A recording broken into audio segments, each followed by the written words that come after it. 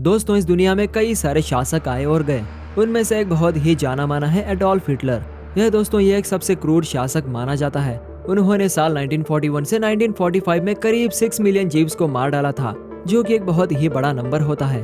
तो आइए दोस्तों, आज आप और हम मिलकर एडोल्फ हिटलर के बारे में कुछ ऐसे शॉकिंग फैक्ट्स के बारे में जानेंगे। तो वीडियो को स्किप मत करना और अंत तक हमारे साथ बने रहना। थिंकिंग भारत इस यूट्यूब चैनल को सब्सक्राइब कीजिए और बेल आइकन को दबाएं ऐसे ही लेटेस्ट इंटरेस्टिंग वीडियोस के लिए, जो आपको सोचने पर मजबूर कर देगा।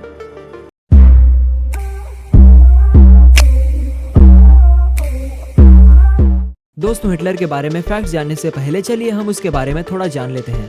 Who is Adolf Hitler and journey. इनका जन्म 20 अप्रैल 1889 में हुआ था। इसके बाद सेकेंडरी स्कूल तक स्ट्रगल करने के बाद उन्होंने उधर ड्रॉप आउट ले लिया था। एडोल्फ का सपना एक आर्टिस्ट बनने का भी था, पर उनको यूनिवर्सिटी एडमिशन के लिए कई बार रिजेक्ट किया गया, जिसके बाद उन्होंने वो भी छोड़ दिया। एडोल्फ हिटलर जर्मनी के नागरिक साल 1932 में बने थे, जिसके बाद उधर से उनकी सारी जर्नी शुरू हुई।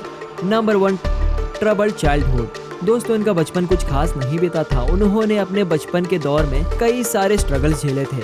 उनके सारे भाई बहन अपनी छोटी उम्र में ही डिप्थेरिया की वजह से मारे गए थे। हिटलर के पिता बहुत ही गुस्से वाले व्यक्ति थे और अक्सर वो उन्हें गालियां देते और बेल्ट के साथ मारते भी थे। इसीलिए वो अपने पापा को बिल्कुल भी पसंद नहीं करते थे और इनकी ऐसी खतरनाक पर्सनैलिटी के पीछे कहीं ना कहीं उनके पापा भी शामिल थे। Number 2, Adolf's holy side. Adolf Hitler की फैमिली भगवान पर विश्वास रखती थी और वो क्रिश्चियनिटी में विश्वास रखते थे।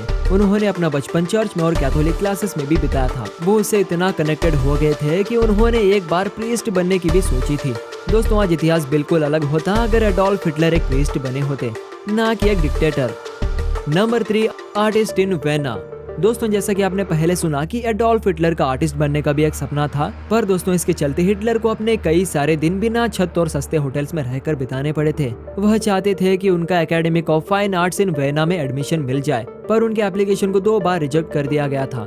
इसके बाद उनकी मम्मी भी ब्रेस्ट कैंसर के चलते मर गई थी, जिसके बाद वो अकेले पड़ गए थे और खाली हाथ ही वेना की तरफ चल दिए, जिधर उन्होंने ड्राइंग्स और पोस्ट कार्ड्स बनाए और उधर टूरिस्ट को बेचे ताकि उन पैसों से वो अपना पेट भर सके। Number 4, main camp book by Hitler.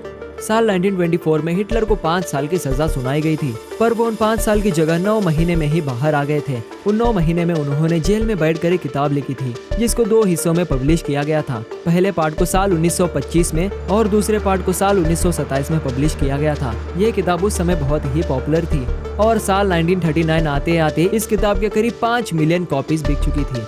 इसमें हिटलर के सारे प्रोपेगेंडा और आइडियोलॉजीज के बारे में बात की गई थी। पर दोस्तों, हिटलर के मरने के बाद इस काम पर जर्मनी ने बैन लगा दिया था, जिसके बाद इसके कॉपीराइट्स सरकार के हाथ में चले गए और किसी और को पब्लिश करने की परमिशन नहीं दी गई थी। पर साल 2016 में इसके कॉपीराइट्स खत्म हो गए थे और जिसके बाद ये बुक एक बेस्ट सेलर बुक भी बन गई थी।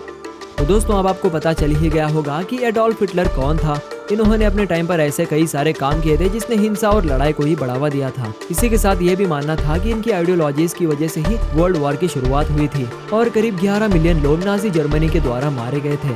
तो दोस्तों, ये थी कुछ बातें एडोल्फ हिटलर से जुड़ी और उनके बारे में कुछ फैक्ट्स। आपको इसके बारे में क्या कहना है हमें नीचे कमेंट करके बताएं जरूर, और आप कौन से नए टॉपिक पर वीडियो देखना चाहते हैं हमें कमेंट करके बता सकते हैं, ताकि अगली वीडियो हम उसी टॉपिक पर ले आएं। अगर आपको हमारा कंटेंट पसंद आया हो तो इसे लाइक करें, ज्यादा से ज्यादा शेयर करें और हमारे इस यूट्यूब चैनल थिंकिंग भारत को सब्सक्राइब करना तो ना भूलें। तो मिलते हैं अगली इंटरेस्टिंग वीडियो में, तब तक के लिए जय हिंद।